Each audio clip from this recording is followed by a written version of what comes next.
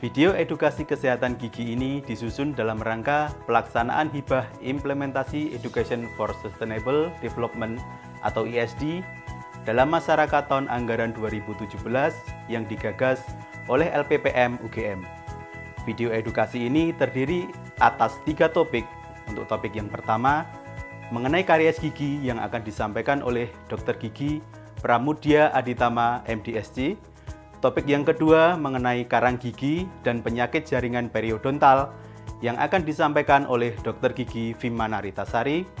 Dan topik yang ketiga mengenai pencegahan penyakit gigi dan mulut yang akan disampaikan oleh Leni Pratiwi Arisandi, Sarjana Keperawatan Gigi MDSC. Selamat menyaksikan.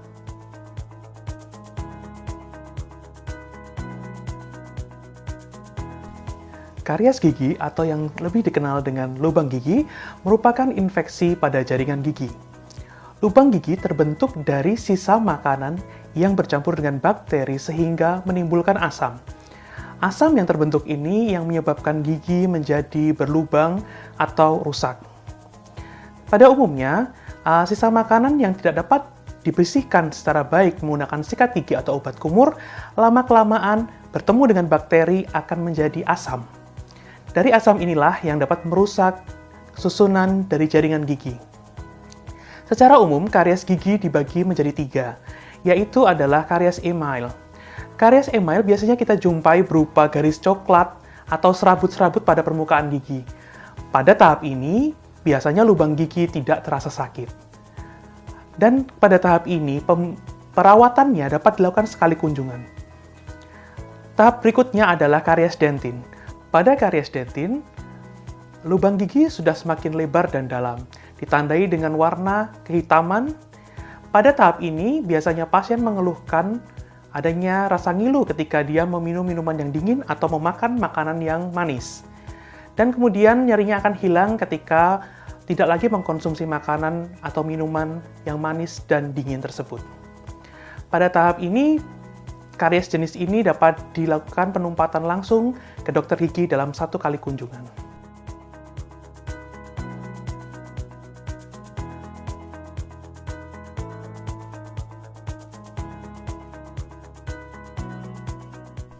Yang terakhir yang paling sering terjadi adalah karies yang telah mencapai pulpa atau jaringan saraf gigi. Karies pulpa merupakan karies yang paling sering terjadi. Pada saat ini, pasien akan mengeluhkan sakit yang sangat, yang ditandai dengan sakit berdenyut yang menyebabkan pasien susah untuk tidur dan susah beraktivitas. Untuk perawatannya, jika telah mencapai karies pulpa, dibutuhkan perawatan saraf yang harus datang ke dokter gigi beberapa kali kunjungan untuk pengawetan gigi.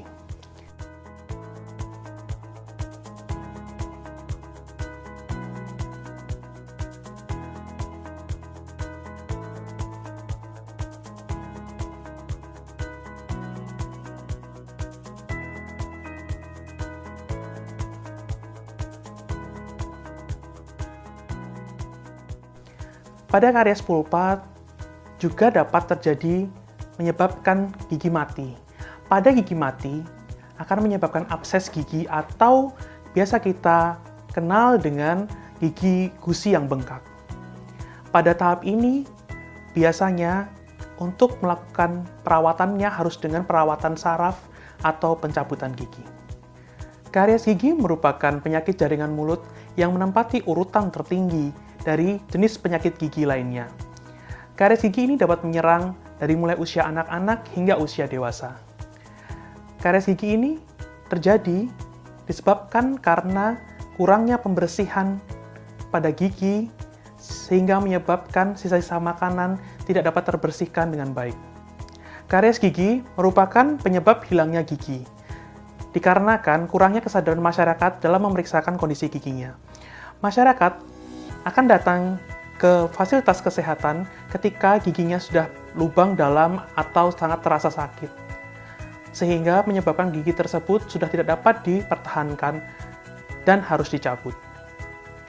Kurangnya kesadaran masyarakat dalam memeriksakan giginya merupakan salah satu penyebab karies gigi menempati peringkat tertinggi dalam jajaran penyakit gigi dan mulut. Demikian paparan singkat saya mengenai karies gigi. Semoga bermanfaat.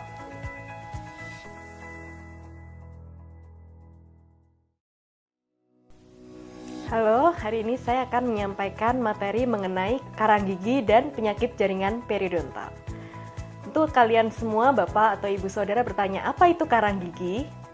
Jadi, apabila kita makan dan kita tidak menggosok gigi, kemudian ada sisa-sisa makanan menempel di gigi, lama-kelamaan sisa-sisa makanan yang tertinggal di gigi itu dapat termineralisasi oleh ion-ion dalam air ludah kita dan mengeras.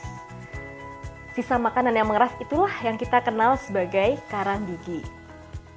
Karang gigi ini pada tahap awal dia hanya akan berwarna putih kekuningan dan menempel di sekitar area leher gigi. Tapi lama-kelamaan dia juga akan bisa terwarnai sehingga berwarna kecoklatan atau kehitaman. Lalu apa akibat adanya karang gigi di rongga mulut? Karang gigi dapat menyebabkan adanya radang pada gusi kita. Gusi yang meradang akan tampak lebih merah. Apabila tidak segera dilakukan perawatan, akan menyebabkan kelainan yang lebih lanjut, yaitu penyakit pada jaringan periodontal atau jaringan penyangga gigi. Apabila sudah menyerang ke jaringan penyangga gigi, tentu saja akibatnya kita dapat menjumpai gigi-gigi menjadi goyah. Selain itu, karang gigi yang tidak dilakukan pembersihan juga potensial menyebabkan adanya bau mulut, sehingga tentu saja mengganggu interaksi kita dengan rekan-rekan kita. Untuk mengetahui apakah gusi kita sehat atau tidak, sebenarnya kita bisa mendeteksi sendiri. Jika kita melihat di depan kaca, gusi yang sehat adalah gusi yang berwarna merah muda dengan tepi yang lancip tepat di leher gigi. Kemudian apabila terjadi kerusakan, gusi umumnya akan berwarna lebih kemerahan dan kadang-kadang dengan menyikat gigi saja dapat terjadi perdarahan. Kemudian apabila tidak kita lakukan perawatan lebih lanjut, pada area leher gigi juga akan tampak kotor, kemudian area gigi juga akan semakin panjang. Apabila gigi sudah tampak memanjang, itu bisa jadi pertanda bahwa sudah terjadi kerusakan pada jaringan penyangga gigi. Kemudian efek lanjutnya tentu saja gigi menjadi goyah dan bisa lepas dengan sendirinya. Oleh sebab itu, sebelum semua itu terjadi, karang gigi ini harus segera ditangani.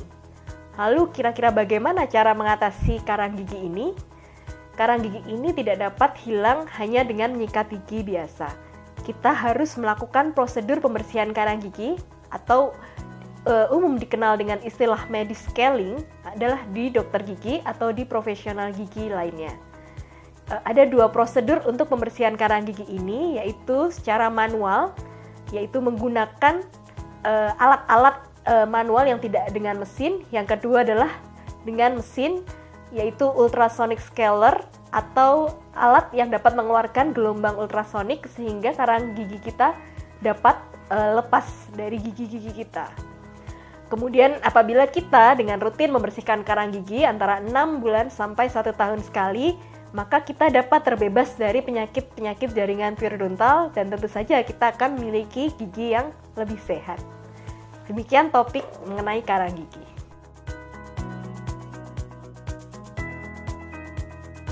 Ya, baik. Di sesi ketiga ini saya akan menjelaskan beberapa tips untuk mencegah penyakit gigi dan mulut agar supaya tidak parah.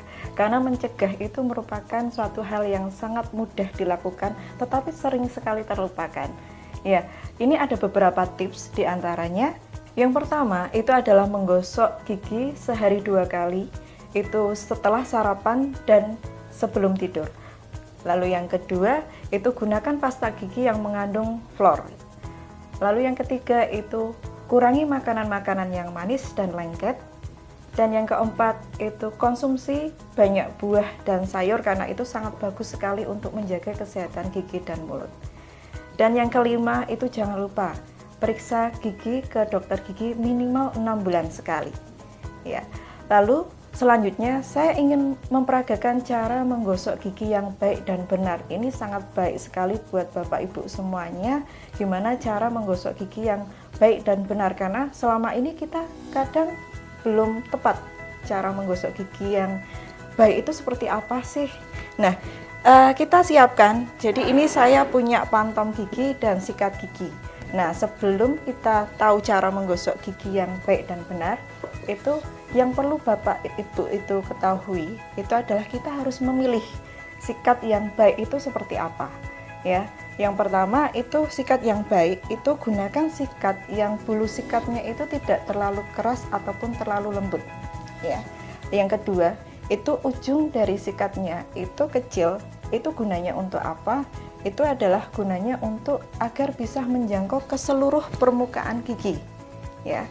Lalu yang selanjutnya, tangkai sikat ini harus lurus. Dan juga permukaan dari sikat gigi ini juga kondisinya lurus, tidak berbelok-belok. Itu sangat baik untuk digunakan untuk menggosok gigi. Dan saya akan memperagakan cara menggosok gigi yang baik dan benar itu seperti apa. Kita gunakan yang namanya metode merah putih. Merah putih itu seperti lambang negara kita, merah dan putih. Tapi untuk hal ini, itu merah kita umpamakan gusi. Putih itu adalah giginya. Ya. Jadi prinsipnya dalam menggosok gigi itu adalah dari gusi ke gigi. Ya, di seluruh permukaan gigi seperti ini. Ya, kalau dari rahang atas itu dari atas ke bawah seperti ini. Sedangkan untuk yang rahang bawah itu dari bawah ke atas. Jadi fungsinya tidak hanya kita membersihkan gigi, tetapi juga kita melakukan pemijatan gusi agar kondisinya juga sehat. Nah, khusus untuk permukaan bagian pengunyahan, ini dengan metode maju mundur seperti ini. Ya. Jadi kalau bukan yang bagian pengunyahan, kita menggunakan prinsip tadi, merah putih ya, dari gusi ke gigi. Seperti ini. Kalau yang dari rahang bawah, rahang atas seperti ini. Kalau yang bagian dalam, ya, dengan cara mencukil seperti ini. Ya. Seperti ini cara menggosok gigi yang sangat mudah dilakukan dan pasti nanti Bapak Ibu bisa melakukannya dengan baik dan benar agar nanti saat kita menggosok gigi sekali lagi tidak hanya bersih giginya tapi juga gusinya juga kondisinya sehat karena dilakukan pemijatan tadi. Ya, baik. Mungkin itu saja tips dari saya. Semoga bisa dipraktikkan oleh teman-teman semuanya, Bapak Ibu dan semua kalangan. Terima kasih. Kami dari tim pengabdian masyarakat FKG UGM. Saya Pramudia. Saya Leni Pratiwi. Saya Vima Naritasari. Saya Waludin Nur Hasan. Terima kasih sudah menyaksikan video kami. Semoga bermanfaat. Sampai jumpa.